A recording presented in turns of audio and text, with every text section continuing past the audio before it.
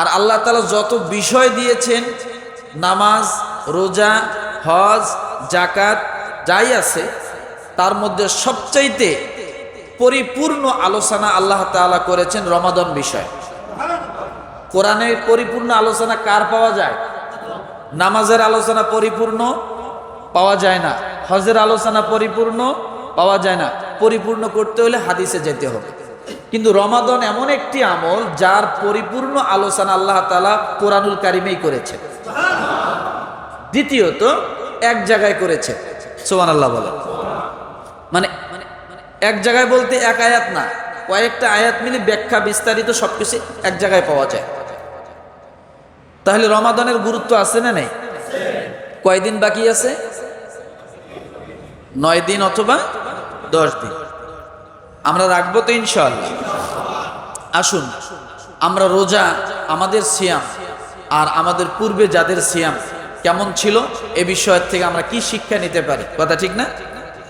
আল্লাহ পাক রব্বুল আলামিন বলেন, ইয়া আইয়ুহাল্লাযীনা আমানু কুতিবা আলাইকুমুস সিয়ামু কামা কুতিবা আলাল্লাযীনা মিন ক্বাবলিকুম লাআল্লাকুম তাত্তাকুন। রব্বুল আলামিন ডাক দিয়ে বলেন, হে ঈমানদারগণ, তোমাদের উপর রোজা ফরজ করা হয়েছে, যেমন ফরজ করা হয়েছিল তোমাদের পূর্বে যারা এসেছিল তাদের উপরে।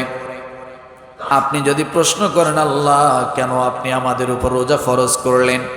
আল্লাহ বলেন, মিন লাআল্লাকুম তাত্তাকুন, এই জন্য করলাম যাতে তোমরা পরহেজগারি অর্জন করতে পারো, যাতে তোমরা তাকওয়া অর্জন করতে পারো, যাতে তোমরা নিজেদেরকে জাহান্নাম থেকে নিজেকে সেফটি করতে পারো, সমস্ত আপদ বিপদ বালা মুসিবত থেকে তোমরা যেন নিজেকে উদ্ধার করতে পারো। তাহলে একটি আয়াতে দুইটা জাতির কথা আল্লাহ বলেছেন। কয়টা জাতি? ইয়া আইয়ুহাল্লাযীনা আমানু, প্রথম আমাদেরকে বলছেন, হে ঈমানদারগণ, তোমাদের উপর রোজা কি করা হলো? কামা কুতিবা আলাল্লাযীনা মিন ক্বাবলিকুম, তোমাদের আগে যারা আসছিল তাদের উপরেও রোজা ফরজ করা হলো। তাহলে জাতি কয়টা? একটা ঈমানদার, এক কথায় একটা মুসলমান, আর একটা ইহুদি জাতি। কাদের কথা? কাদের কথা? ইহুদি জাতি আর কাদের? মুসলমান। তাহলে আল্লাহ তাআলা মুসলমানকে আলাদা করলেন, আর মুসলমানের পূর্বে যারা আসছে তাদেরকে আল্লাহ তাআলা কি করলেন? আলাদা করলেন। এই সূরা বাকারা আল্লাহ তাআলা সর্বপ্রথম যে আলোচনা করেছেন ইহুদি জাতির। কাদের আলোচনা? তারপরে ইহুদি জাতির কর্মকাণ্ড কেমন ছিল আল্লাহ এগুলো বিস্তারিত আলোচনা করছে। উজাড় করে বলি আলহামদুলিল্লাহ। রব্বুল আলামিনের দরবারে অগণিত প্রশংসা যে আল্লাহ সুবহানাহু ওয়া তাআলা আমাদের আজকে 21শে ফেব্রুয়ারি, তাই না? এরপরে 21শে শাবান, কত? 21শে শাবান জুমার দিন আল্লাহ তাআলা দয়া করে মায়া করে উপস্থিত করে দিলেন। শুকরিয়া আদায় করি আলহামদুলিল্লাহ। রমাদানের বাকি আছে আর কয়দিন? আজকে যদি 21 তারিখ হয়, 21 থেকে নিয়ে 30 দিন হলে 10 দিন, আর 29-এ হলে 9 দিন। তাহলে আর মাত্র 9 অথবা 10 এই দিনের ভিতরে ইনশাআল্লাহ তারপরে আমরা কি রমাদান পেতে যাচ্ছি, রোজা পাব, তাই না? প্রস্তুতি নিচ্ছি তো ইনশাআল্লাহ? মনে শক্তি আছে? এখন থেকে ওষুধ পানি খান, এখন থেকে ভিটামিন খাবেন। খাইলে কি হবে? শরীরে একটু শক্তি হবে। এটা কিন্তু খারাপ বলছি না, কারণ নেক কাজের জন্য প্রস্তুতি নেওয়া ওটাও নেক কাজ। নেক কাজের জন্য প্রস্তুতি নেওয়া ওটাও নেক কাজ। নামাজ পড়ার জন্য আপনি নামাজের উদ্দেশ্যে যত কাজ করেছেন সব নামাজের কাছাকাছি সওয়াব। যেমন রসুলের একটা হাদিস আছে, দেখেন, একজন ব্যক্তি নামাজ পড়েছে অথবা নামাজ পড়তে আসছে আগে আগে, ওই ব্যক্তি নামাজের জন্য, সলাতের জন্য অপেক্ষা করতেছে। মনে করেন আপনারা যেমন আগে আসছেন না, সলাতের জন্য অপেক্ষা করতেছেন, তো ওই ব্যক্তি যতক্ষণ অপেক্ষা করবে সেজন্য নামাজে দাঁড়িয়ে থাকার সওয়াবই পেয়ে গেল। তাইলে নামাজের জন্য যদি অপেক্ষা করলে নামাজের সওয়াব হয়, তাহলে নামাজের জন্য যত কাজ আমি করব নামাজের উদ্দেশ্য করে প্রত্যেকটাতে সওয়াব হবে। যেমন অনেকদিন আগে হাদিসটা বলেছি, আজকেও বললে কি হবে, আমল করতে সহজ হবে। রাসূলুল্লাহ সাল্লাল্লাহু আলাইহি ওয়াসাল্লাম বলেন, জুমার দিন কোনো মানুষ যদি জুমার নামাজের নিয়তে গোসল করে, যে আজকে জুমার দিন আমি আজকে একটু পরিষ্কার ভালো হব, কারণ ইন্নাল্লাহা ইউহিব্বুত তাওয়াবিন ওয়া ইউহিব্বুল মুতাতাহহিরিন, আল্লাহ তাআলা পবিত্র ব্যক্তিদেরকে বেশি ভালোবাসেন। পবিত্রতা যে বেশি অর্জন করে তাকে কি করেন? আফামান আসাসা বুনিয়ানাহু আলা তাকওয়া মিনাল্লাহি ওয়া রিদওয়ানিন খায়রুন। এই আয়াতের আগ পিছে আপনারা দেখবেন যে যারা বেশি পবিত্রতা অর্জন করেছে আল্লাহ তাআলা তার রসুলকে সেই জায়গায় যেতে বলেছে। রসুল, আপনি ওই পবিত্র লোকদের কাছে থাকেন, ওদের কাছে যান, তাদের সাথে শামিল হন। সুবহানাল্লাহ। তাহলে পবিত্রতাও এটা আল্লাহ তাআলা বেশি কি পছন্দ করে। তো জুমার দিনের উদ্দেশ্য করে কোনো মানুষ যদি গোসল করে, এরপরে ওই মানুষটা জুমার নামাজের জন্য যদি বাসা থেকে বাহির হয়, দ্বিতীয় নাম্বারে জুমার উদ্দেশ্য করে যদি মানুষটা মসজিদে ঢোকে এবং ইমাম সাহেবের বরাবর বসে চুপ করে থাকে, তো এই যে সবগুলো কাজ কিসের জন্য হলো? নামাজ কেন্দ্রিক, সালাত কেন্দ্রিক, জুমা কেন্দ্রিক, তাই না?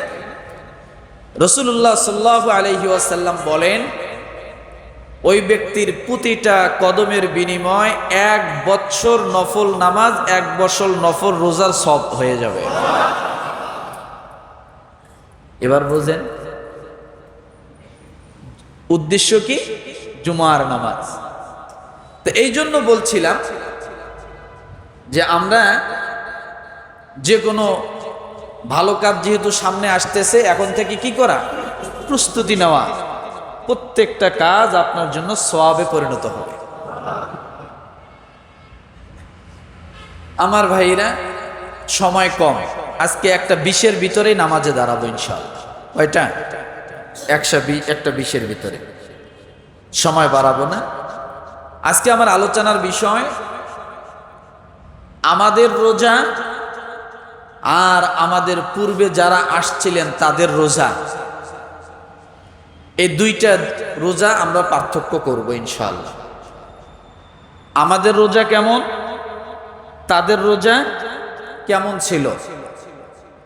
এখন বলবেন, হুজুর এটা জানিয়ে লাভ কি? বলে, এটা জানার দ্বারা আমার রোজা রাখা সহজ হবে।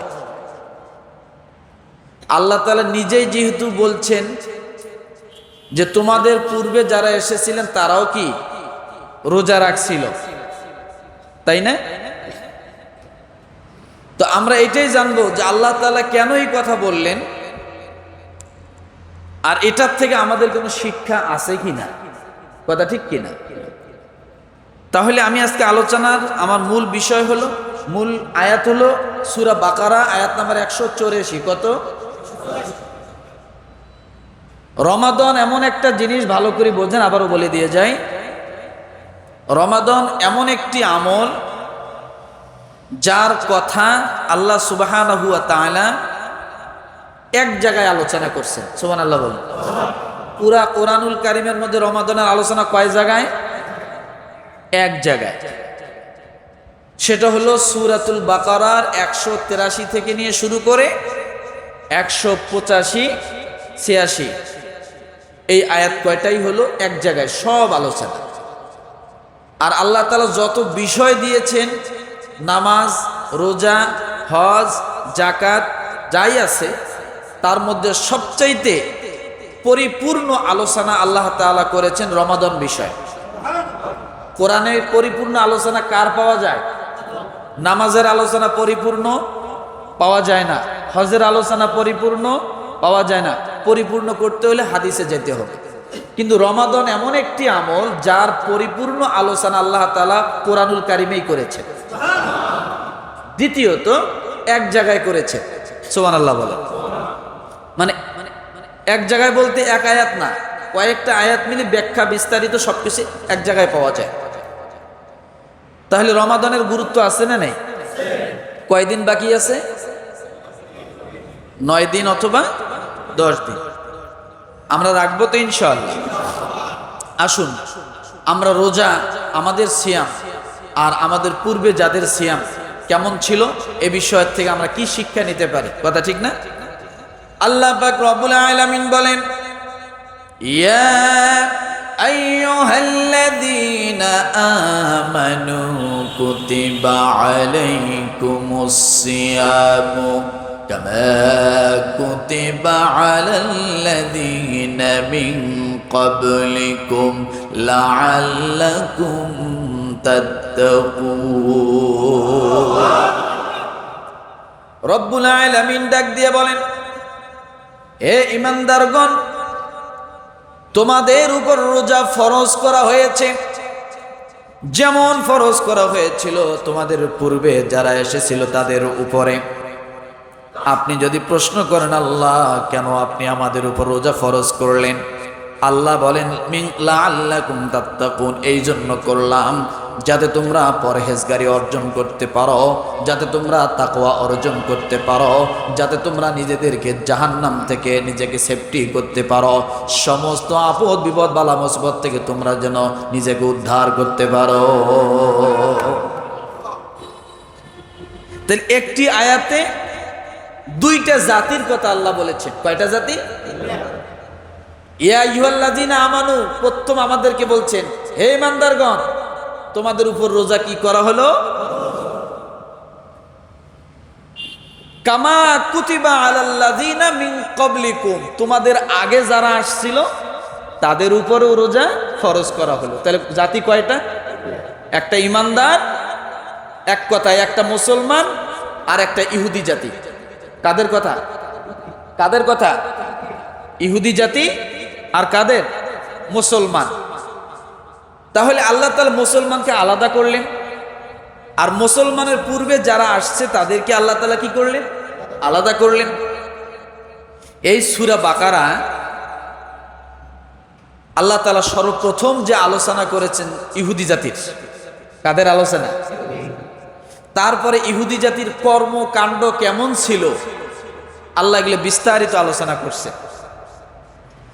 আল্লাহ তাআলা ওই আলোচনার প্রেক্ষিতে সূরা বাকারার 183 নম্বর আয়াতেও আল্লাহ তাআলা এই আলোচনাই করলেন।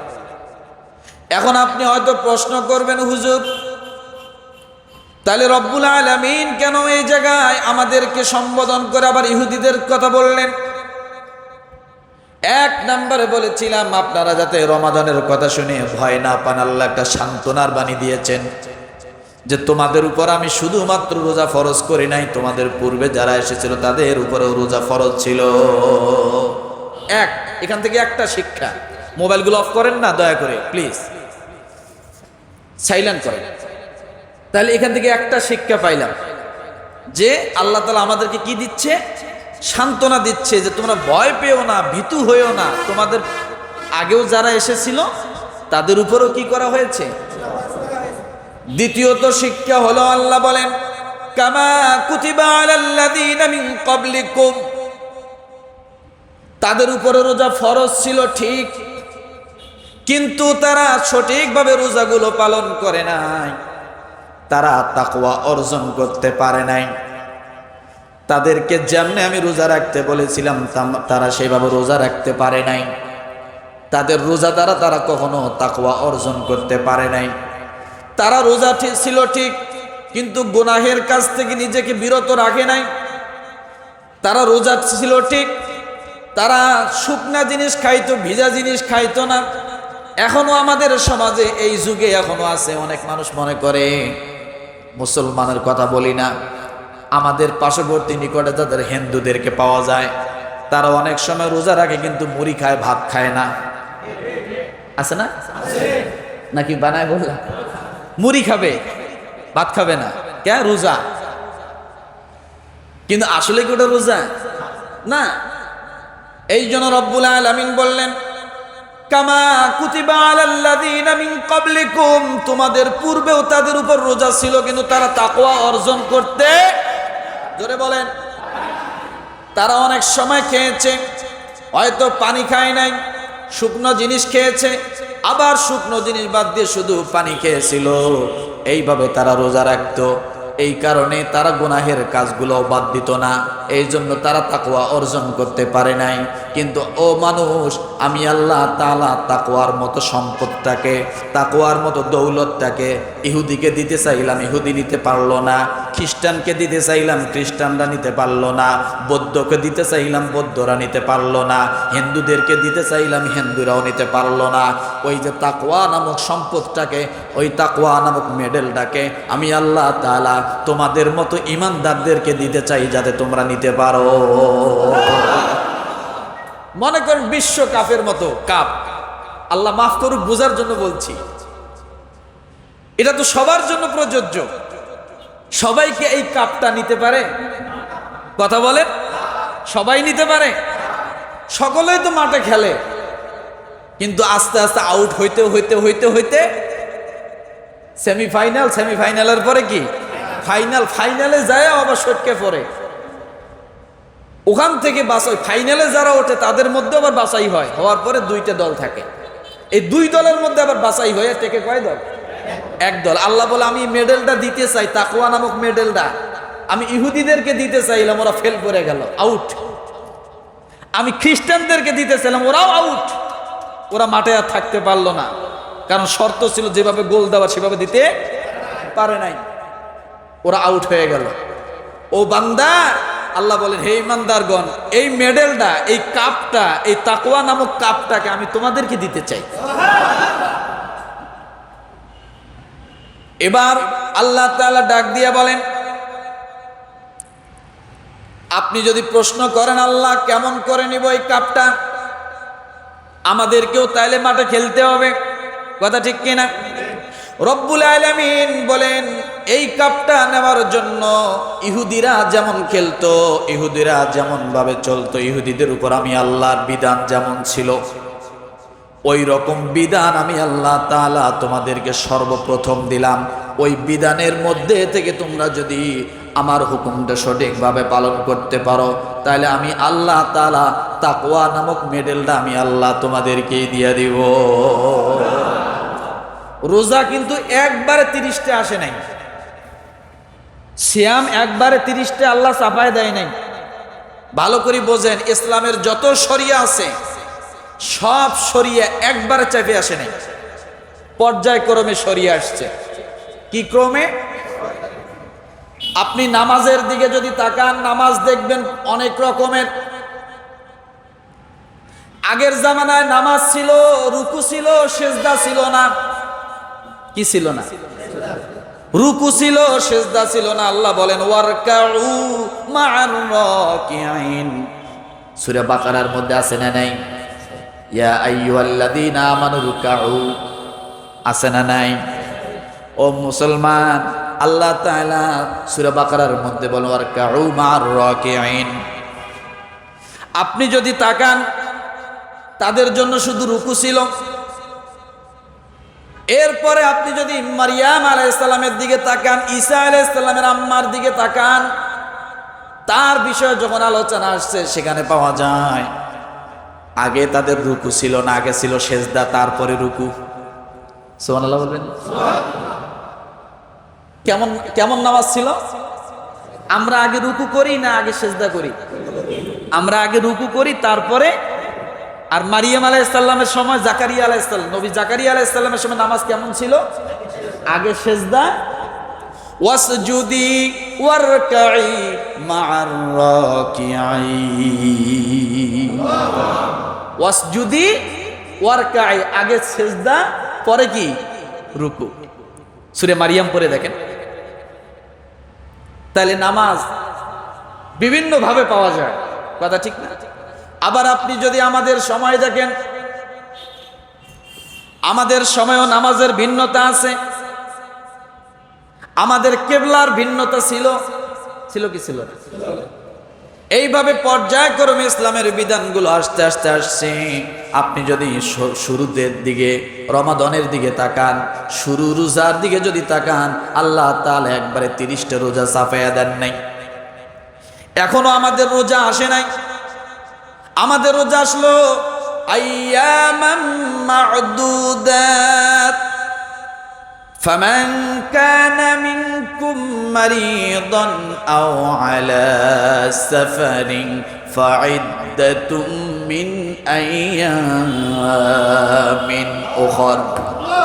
সূরা বাকারা আয়াত নাম্বার 184। কত? ওই ইহুদিদের বিধানটাই মুসলমানদেরকে আল্লাহ দিলেন। সুবহানাল্লাহ বলেন। তোমরা কয়েকটা দিন, আইয়ামাম মা'দুদাতের ব্যাখ্যায় অর্থ আসে 10-এর কম। 10-এর কম, 10-এর কম সময় তাদের উপরে কি ছিল? রোজা ছিল। তো যখন আল্লাহ তাআলা প্রথম মুসলমানদেরকে, কয়েকজন সাহাবী কেবল ইসলাম গ্রহণ করতেছে, আসে শুরু অবস্থায়, আল্লাহ তাআলা একবারে 30টা রোজা চাপায় দিলেন না।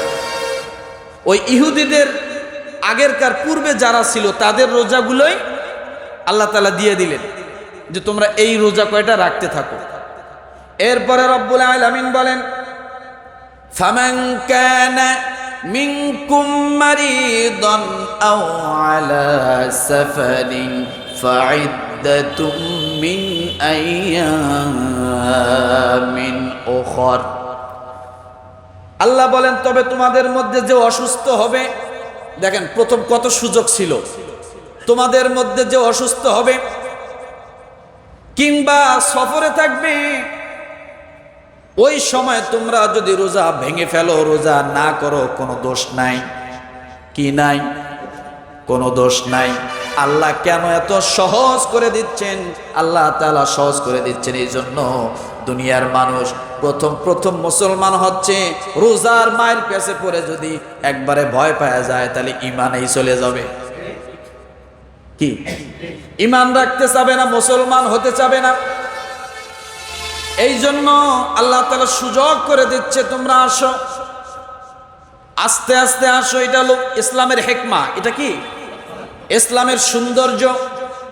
একজন মানুষ মুসলমান হয়েছে, হিন্দু থেকে মুসলমান হলো বা বেদর্মী থেকে মুসলমান হলো, আপনি একবার ইসলামের সব শরিয়া তার উপর চাপায় দিলেন, 2 দিন পরে কবে কোন বিপদে পড়লাম।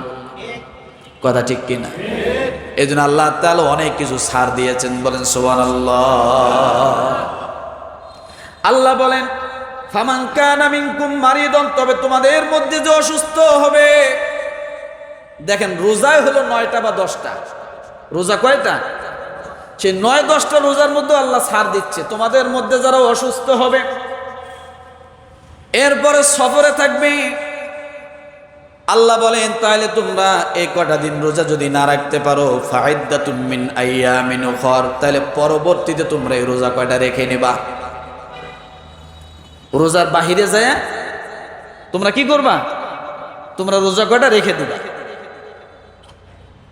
এরপরে রব্বুল আলামিন বলেন, যদি তা না হয়, রোজারও যদি রাখতে না পারো, কষ্ট হয়, অসুস্থতা যদি লেগেই থাকে, সফর যদি করতেই থাকো, তাহলে আল্লাহ বলেন, ওয়ালাল্লাযীনা ইউতীকুনাহু ফিদিয়াতুন তুআমু মিসকিন। যদি একেবারে রোজা রাখার অক্ষম হও, তাহলে কি করো? তুমি ফিদিয়া দাও। কি দাও? ফিদিয়া দাও। যাদের জন্য রোজা রাখা কষ্ট তারা কি করবে? ফিদিয়া দিবে। ফিদিয়া কি? একজন দরিদ্রকে খাবার প্রদান করবে। কি প্রদান করবে? এগুলো সব আলোচনা কিন্তু আমাদের রোজা আসার আগের রোজার বিষয়। ভালো করে বোঝেন, এখনো আমাদের রোজা আসছে। আমাদের রোজা কয়টা? 29 বা 30টা। আলোচনা হচ্ছে কয় রোজা? 10-এর নিচে। তার মানে এখনো আমাদের রোজা আসে নাই। রব্বুল আলামিন বলেন, একজন দরিদ্রকে তোমরা সুন্দর করে খাওয়াবে।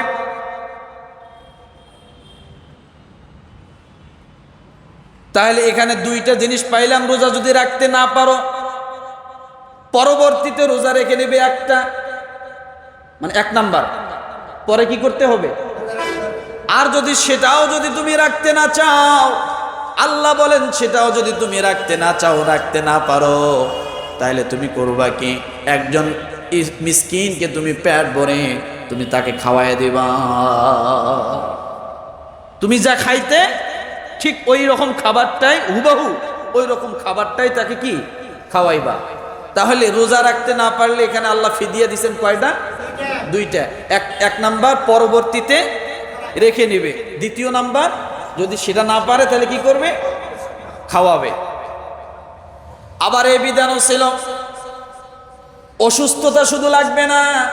ওই সময়ের কথা বলছি, ওই রোজার কথা বলছি যাদের রোজা রাখা কষ্ট হতো, গরিব মানুষ ভাড়া করত, গরিব মানুষ খুঁজে খুঁজে বাইর করে করে, এরপরে তাদেরকে তারা নিজেরা রোজা থাকার পরিবর্তে গরিব মানুষকে খাওয়াইতো।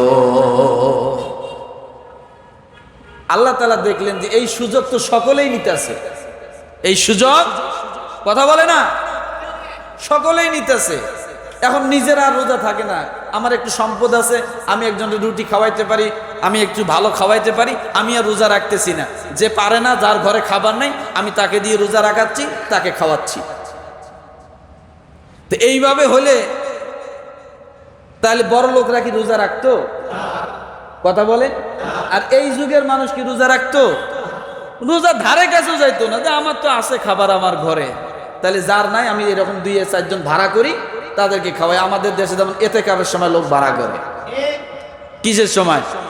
এতেকাব বসা দরকার হলো এলাকার মুসল্লিদের, এলাকার লোকজনের, স্থানীয় লোকজনের, সুস্থ সবল লোকের, যুবকদের। আর এখন তো যুবকরা নাই, দেখে যে দাড়ি পাকতে পাকতে এবারে সাদা হয়ে গেছে, দাঁত নাই, লড়তে পারে না, কোনো রকম ধ্যানের কায়দ করে সেনেই কায়দ, যেখানে শোয়ায় রাখে সেখানেই, যেখানে বহায় রাখে বহায়। প্যারালাইসিস মার্কে একটা মুরব্বী, তারা নিয়ে এসে ভাড়া করে আনছে, তাকে দিয়ে এতেকাব করাইতেছে। আছে না নাই? হ্যাঁ, হয় না এরকম? যে কোথাও আর চলে না, তারে দিয়ে এতেকাব চালায়, তারে এতেকাবের ড্রাইভার বানাইছে। আর আমরা কি করি? পুরা এই 10 দিন মার্কেট গরম, কোনো মার্কেট বাদ থাকে না, আমার পায়ের ছাপ। কথা ঠিক না? রব্বুল আলামিন তাই বলেন, তাদের জন্য রোজার ফিদিয়া হলো পরবর্তীতে রাখতে পারবে অথবা গরিবকে খাওয়াবে। কিন্তু রব্বুল আলামিন তাদেরকে একটা সুন্দর করে একটা পরামর্শ দিলেন, ফামান তাতাওয়া খায়রান ফাহুয়া খায়রুল লাহ। আল্লাহ বলেন, অতএব যে স্বেচ্ছায় অতিরিক্ত সৎ কাজ করবে তা তার জন্য কল্যাণকর। আল্লাহ তাআলা এটা বুঝাই দিলেন যে এই কষ্টের ভিতর দিয়েও যদি কেউ রোজা রাখে, এটা তার জন্য কি? কথা বলে। এই কষ্টের ভিতর দিয়েও যদি রোজা রাখে, তার জন্য হালকা একটু সকালবেলা পেট ব্যথা করতেছে, এখন এই মনে করতেছে যে আর রোজা রাখা আমার আর হলো না, একেবারে চিত হয়ে কাইত হইয়া পড়ে একেবারে রোজা ভাঙ্গা, এরপরে যে খাওয়া শুরু করলো, পেট ব্যথাও নাই, কিচ্ছু নেই। আছে না নাই? আছে না? শুরু কোন রকম একটু পেট ব্যথা, রোজার মাসে একটু পেট ব্যথা করতেই পারে, একটু গ্যাস্ট্রিকের চাপ দিতেই পারে। কিন্তু উনি সকালবেলা রোজা, যে আজকে যদি সকালেই পেট ব্যথা শুরু হয়েছে, সারাদিন মনে স্টার্ট থাকবে, এইটা ভেবে রোজা সকালবেলা ভাঙ্গে এরপরে যে খাওয়া শুরু করছে। ভাই বউরে কইতেছে গোশত রান্ধো, রোস্ট পাকাও, পোলাও রান্ধো, রোজা যখন নাই খাইছি ঠিকছে খাই, আখের আউয়াল যা আছে সব খাইয়ে সাফ করতে চাইতেছে। কথা ঠিক না? ও মুসলমান, এই জন্য রব্বুল আলামিন বান্দার মনের খবর জানে। এই জন্য আল্লাহ ডাক দিয়ে বলেন, ফামান তাতাওয়া খায়রান ফাহুয়া খায়রুল লাহ। যে ব্যক্তি স্বেচ্ছায় ভালো কাজ করে আল্লাহ তাআলা তার জন্য উত্তম কল্যাণ দান করেছেন। বলেন সুবহানাল্লাহ। ওয়া আন তাসুমু খায়রুল লাকুম ইন কুনতুম তা'লামুন। আল্লাহ বলেন, আর সিয়াম পালন তোমাদের জন্য কল্যাণকর। কি কর? সিয়াম পালন তোমাদের জন্য কল্যাণকর। যদি তোমরা তা জানতে, আল্লাহ নিজেই বলেছেন যদি তোমরা জানতে সিয়াম তোমাদের জন্য কল্যাণকর, অবশ্যই তোমরা সিয়াম পালন করতে চিত হয়ে কায়েত হয়ে যেতে না, হালকা একটু পেট ব্যথার কারণে। এখন আপনি যদি প্রশ্ন করেন, আল্লাহ সিয়াম আমাদের জন্য, রোজা আমাদের জন্য কল্যাণকর, এটা কেমন করে বুঝবো? আল্লাহ তাআলা ডাক দিয়ে বলেন, রোজা তোমাদের জন্য কেমন কল্যাণকর তোমরা শোনো। আমি আল্লাহ তাআলা যিনি কল্যাণের স্রষ্টা, তিনি তোমাদের জন্য হয়ে যান। কেমন কল্যাণকর তোমরা জানো? বলে কেমন? আল্লাহ বলে, যে কল্যাণের স্রষ্টা সেই তোমাদের জন্য হয়ে গেল। সুবহানাল্লাহ। যে কল্যাণের স্রষ্টা সেই কি তোমাদের জন্য হয়ে গেল। কি হবে, কেমন হবে, এটা আপনি কল্পনাও করতে পারবেন না। কি হবে, কেমন হবে, এটাও হতে পারে। মানে এটা হতে পারে যে আপনি একেবারে জাহান্নামী গুনার কাজ করে ফেলেছেন, আল্লাহ শুধু ডাক দিয়ে বলবে, বান্দা এদিকে আয়।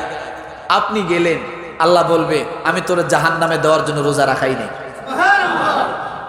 তাহলে আপনার এই 60 বছর 70 বছর জীবনের গুনাহ থাকার পরেও এই রোজা রাখার কারণে আল্লাহ হয়তো এটাই আপনার জন্য পুরস্কার হয়ে দাঁড়াবে, তোকে আজকে মাফ করে দিলাম। আর কি লাগবে, আর কি চাই? আবার যে ব্যক্তি রোজা রাখে তার ঘরে আল্লাহ বরকত দেয়। কি দেয়? রাসূলের হাদিস আছে, যারা চেহারি খায়, চেহারি খাওয়াটা হলো একটা বরকত।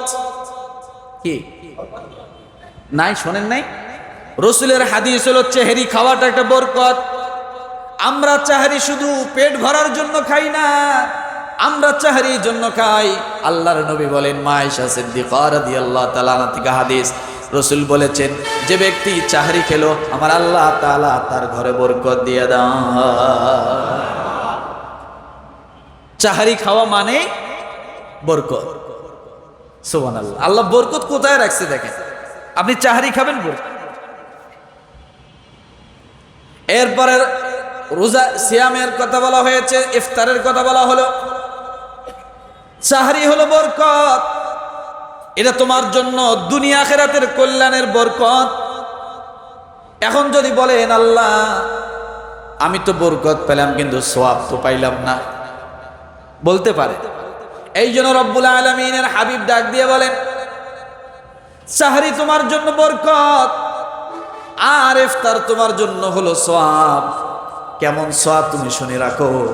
একজন গরিব মানুষকে যদি তুমি একটু দুধ দাও, একটা তুমি খেজুর দিয়ে ইফতারি করাও, এক ঢোক পানি দিয়ে যদি তুমি ইফতারি করাও, আমার আল্লাহ তাআলা পূর্ণ একটা রোজার সওয়াব তোমার আমলনামায় দিয়ে দাও। তাহলে এটা বরকত, ওটা কি? কথা বলে না, এটা বরকত, ওটা সওয়াব। কেমন সওয়াব? পূর্ণ একটা রোজার সওয়াব। সুবহানাল্লাহ। মিল আছে নি? একটা দুনিয়া আর একটা কি আখিরাত। সাহরি হলো দুনিয়া, ইফতার হলো আখিরাত। পূর্ণ একটা রোজার সওয়াব। তারপরে কেমন সওয়াব? ভাঙাচুরে সওয়াব নাকি? অপারেশন করা সওয়াব নাকি? জীর্ণ শীর্ণ সওয়াব নাকি? আল্লাহর নবী বলেন, ও আমার উম্মত শুনে রাখো, তোমার রোজা কবুল হতেও পারে নাও হতে পারে, কোনো গ্যারান্টি নাই। কিন্তু তুমি যাকে ইফতারি করাইছো তাকে ইফতারি করার কারণে আল্লাহ যে তোমাকে একটা রোজার সওয়াব দিতে চেয়েছে, ওই পুরা রোজার সওয়াবটা পরিপূর্ণ কবুলিয়াতের সওয়াব। ওটা অনেক শক্তিশালী সওয়াব, যেমন তেমন সওয়াব। কথাটা বুঝাতে পারছি? এই জন্য রোজাদারকে কি করতে হবে? কি করতে হবে? নাকি নিজে থাল ভরে ডিশ ভরে নিয়ে খাইয়া দেয় একেবারে ঢেকুর দিয়েছে, মাগরিবের নামাজের খবর নেই, আছে না? পার্শ্ববর্তী লোকদের একটু খবর নেওয়া, তারা কি খাচ্ছে, কিভাবে ইফতারি করতেছে। আল্লাহ হয়তো আপনাকে সামর্থ্য দিছে, এটার নামেই তো রোজা। আপনার লোভ আছে ওই জিনিসের উপর, তারপরও আপনি ওই লোভটাকে কন্ট্রোল করে আপনার লোভটাকে ভাগ করে দিচ্ছেন আরো 5 জনের সামনে। আপনার মন চাচ্ছে যে আমি এগুলো সব খাবো, কিন্তু আপনার আশপাশে 2 জন রোজাদার কোন রকম পানি মুখে দিয়ে এসে ঘুরতেছে, আপনি তারা ডাকলেন না, মাথা নিচু করে খাইতেই আছে। কেন? আপনার রুচিতে আছে, পুরোটাই খাবেন। আপনার এই রুচিটা এখন ভাগ করে ওই যারা আপনার আশপাশে আছে তাদেরকে একটু ভাগ করে দেন, দিলেই তো সওয়াব পাচ্ছে। দিলে কি হচ্ছে? সওয়াব হচ্ছে। এই যে পূর্ণ একটি রোজার সওয়াব, এটা কিন্তু আল্লাহ গরিবের কথা বলে নাই, বড় লোকের কথা বলে নাই, মধ্যম পন্থার কথা বলে নাই। আপনি যাকে খাওয়াবেন সেখান থেকে আপনার জন্য সওয়াব। আপনি যদি শিল্পপতিকে একটা খেজুর দিয়ে ইফতারি করান, যে সওয়াব হবে, আপনি একজন কৃষককে একটা খেজুর দিয়ে ইফতারি করাবেন, একই সওয়াব হবে। এখানে আল্লাহ গরিব ধনী পার্থক্য করে নাই, রোজাদার হলেই হয়েছে। রোজাদারের ক্ষেত্রে ক্যাটাগরি কি? নাকি গরিবের জন্য অর্ধেক দিন, বড় লোকের জন্য পুরা দিন আছে? আছে না। রোজা গরিবের জন্য যত সময়, বড় লোকের জন্য কি একই সময়। সময়ের কোনো পার্থক্য করা হয় নাই, সময়ের কোনো পার্থক্য করা হয় নাই। রোজা এমন একটা আমল। এখন আপনি পূর্ণ একটা রোজার সব কেমনে নেবেন? মনে করেন আপনার সন্তান, আপনার স্ত্রী একসঙ্গে আপনারা একে প্লেটে ইফতারি করতে বসছেন। আপনার পাথে আপনার সামনে খেজুর দিছে, আপনার সন্তানের সামনে দিছে, আপনার স্ত্রীর সামনে কয়টা রাখছে। আপনার সর্বপ্রথম টার্গেট থাকবে আমার এখান থেকে যেন একটা খেজুর আমার স্ত্রীর মুখে প্রথম যায়। আপনি হাতে উঠায় দেন, বিসিটা ছোটায়া, এরপর আপনার স্ত্রীকে বলেন যে এটা দিয়ে ইফতারি করেন। তাহলে আপনার ভাগের যে খেজুরটা, এটা দিয়ে কে ইফতারি করলো? যখন আপনার সামনে দিয়েছে ওটা আপনার অধিকারে চলে আসছে। কথাটা বোঝেন নাই? আপনি মালিক হয়ে গেছেন। তখন আপনার এখান থেকে প্রথম খেজুর একটু বিসি ছড়ায়া আপনি মহাব্বত করে আপনার স্ত্রীকে দেন, আপনার সন্তানকে দেন। এখন আপনার স্ত্রী আবার আগে থেকে রেডি রাখছে যে আমি আমার সামনের একটু খেজুর আমার স্বামীকে দিব, স্ত্রী আবার দিতেছে, তাহলে তুমি আমারটা দিয়ে করো। তাহলে আপনার ভাগের থেকে আপনি যখন স্ত্রীকে দিলেন, আপনি একটা পূর্ণ রোজার সওয়াব পাইলেন, আপনারটা তো আছে। আপনার স্ত্রী যখন আপনাকে দিল, আপনার ভাগের একটা সওয়াব সে পাইলো, তারটা তো আছে। তাহলে ইফতারির ক্ষেত্রে যায় ডবল ডবল রোজার সওয়াব নেওয়া যায়। যায় কি যায় না? যায় কি যায় না? করতে পারি না? পারি। আল্লাহ এটা ভাগ করে নাই যে তোমার ফ্যামিলিকে দিলে হবে না, দূরের মানুষকে দিতে হবে। আল্লাহ এটা বলে নাই। আল্লাহ বলছেন রোজাদার হইলেই হয়েছে, যদি দেয় একটা রোজার সওয়াব পাবে, সেটা যেই হোক। তাহলে আজকে একটা জিনিস শিখলাম, আমরা ভাগাভাগি করে খাবো। আমি এটা শুধু পরিবার দিয়ে বুঝালাম। আপনি যেখানে ইফতারি করেন, ফ্যাক্টরিতে করেন, দোকানে করেন, যেখানেই করেন, আপনার টার্গেট থাকবে আমি একটা রোজার সওয়াব নিব। কি আপনার টার্গেট থাকবে? কি আমি আজকে ডবল রোজার সওয়াব নিব। আমারটা তো থাকবে, আমি যেন আরেকজনকে আমার ভাগের খেজুর দিয়ে ইফতারি করানোর কারণে আমি যেন একটা রোজার সওয়াব পাই। তাহলে এইভাবে যদি আপনি রোজ প্রতিদিন মনে করেন কমসে কম একটা লোককে ইফতারি করান, আপনি রোজা রাখবেন হলো 30টা, আপনার নামে রোজা হবে 60টা। কয়টা? বুঝার জন্য বললাম। আপনি রোজা রাখবেন 30টা বা 29টা, যেটাই হোক, 30টাই ধরলাম। 30টা রোজা রাখলেন, কিন্তু আপনার আমল নামায় রোজা লেখা আছে কয়টা? রোজার সওয়াব লেখা আছে 60টা। সুবহানাল্লাহ। আপনাকে ঠেকায় কে? এই জন্য তো আমরা রোজা শেষ হওয়ার সাথে সাথে টুপি তোষকের তলে থুয়ে দিছি। বাচ্চায় পেশাব করতে করতে টুপি লাল হয়ে গেছে। কথা বোঝেন নাই? টুপি খুঁজে পায় না রোজার পরে, টুপি গেল কই, টুপি গেল কই, খুঁজতে খুঁজতে দেখে যে তোষকের তলে। আর ছোট বাচ্চা আছে তো পেশাব করতে করতে টুপির মধ্যে লাল হয়ে গেছে, ওই টুপি নিয়ে শুক্রবারের দিন কোনো নামাজ পড়তে হয়, টুপি হারায় যায়। বলে না, আমরা এই যে রমাদান মাস পেয়েছি, রমাদান আমাদের জন্য ট্রেনিং। রমাদানের উদ্দেশ্য হলো আমাকে তাকওয়াবান বানানো। রমাদান এসেছে আমাকে কি করার জন্য? তাকওয়াবান বানানোর জন্য। তাহলে আমি যদি এই তাকওয়াবান হতে না পারি তাহলে কি হবে? তাহলে তাকওয়াবান হওয়ার জন্য, এই রমাদান থেকে উপকৃত হওয়ার জন্য আমার কানের হিসাব রাখতে হবে, কানের দিক খেয়াল রাখতে হবে, চোখের দিক খেয়াল রাখতে হবে, জবানের দিক খেয়াল রাখতে হবে। পারবো না? ইনশাআল্লাহ পারবো না? আপনি এই কয়টাকে নিয়ন্ত্রণ করেন, আপনার রোজা হবে সত্যিকারের রোজা। চোখ, কান আর কি? জবান। এই কয়টাকে আপনি নিয়ন্ত্রণ করেন, আপনি তাকওয়াবান হয়ে যাবেন। কি হয়ে যাবে? তাকওয়াবান হয়ে যাবে। জবান যদি কন্ট্রোল থাকে, এই হৃদয়ে যতই শয়তানি থাকুক না কেন, বেশি একটা লাভবান হতে পারবে না। কি হতে পারবে না? খুব একটা লাভবান হতে পারবে না। আর জবান যদি কন্ট্রোল না থাকে, তাহলে এই হৃদয়ে সব সময় আপনার ক্ষতি করবে, ক্ষতির দিকে নিয়ে যাবে। এই জন্য বলা হয়েছে যে সামনে রমাদান আর মাত্র 8-9 দিন বাকি। আমরা যেন এই 8-9 দিনের ভিতরে এগুলাকে প্রস্তুত করি, যে রমাদান মাস আসলে কোনো ভেজাল করা যাবে না, কোনো ঝামেলা করা যাবে না। কথা ঠিক কিনা? গান একেবারে ছেড়ে দেন। পারবেন? পারবেন? গান একেবারে ছেড়ে দেন।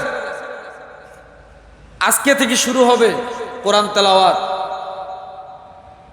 এরপরে রোজা, মানে বিভিন্ন আলোচনা। কথা ঠিক না? আজকে থেকে প্রস্তুতি নিব, রাজি আছি। আর 9 দিন বাকি। কয়দিন বাকি? 9 দিন পরে আপনি চেহারি খাইতে হবে, 9 দিন পরে আপনার তারাবি আসতে পারে। এই জন্য রমাদানের জন্য আমরা প্রস্তুতি নিব। আপনার জন্য এই প্রস্তুতিটা রমাদানেরই সওয়াব হবে। কিসের সওয়াব হবে? এই জন্য রব্বুল আলামিন বলেন, ওয়ালাউ আরাদুল খুরুজ লাআদ্দু লাহু উদ্দাতান ওয়ালাকিন কারিহাল্লাহুম বিআসাহুম ফাসাব্বাতাহুম ওয়া ক্বিলা কু'দু মা'আল কাঈদিন।